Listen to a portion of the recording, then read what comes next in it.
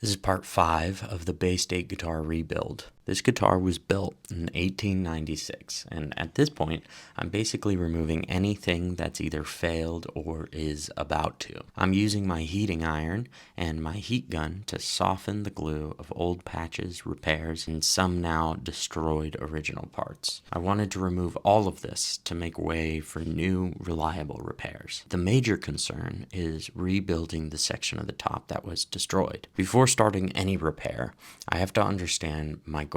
I think the coolest thing about this guitar is its age and its story. If it will ever play again, I think it should look the part too. Instead of replacing the top, I wanted to attempt to rebuild it. I'm installing a wider transverse brace and a larger graduated pad that gets thinner towards its edges and thickest in the center, around 60 thousandths. And all these repairs are done with hide glue. This is going to be more than enough. In fact, anywhere else on the top, this would have been too much. But this part of the top is not very active. How it was, without new load-bearing capacity, it would have collapsed. In the lower bout, I'm replacing the bridge plate with a spruce one that spans the whole area just like the original. And since this top has 2 sets of bridge pin holes, I'm reinforcing the bridge plate with a carbon fiber pad. It will protect the spruce from the ball ends of the strings and give it strength without adding too much weight. I reinforced the area around the sound hole as necessary to restore the guitar top's shape. You can also see these long, thin spruce cleats that I've glued in along the cracks. They're super lightweight, but super strong, and they're going to keep the crack closed without adding too much weight. At this point, the mechanical properties have totally transformed.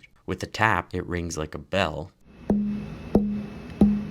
instead of a rattling thud. That means we're almost ready to glue the back on and close the box for the second time. Make sure to stay tuned for part 6 and follow along. There's plenty more to do.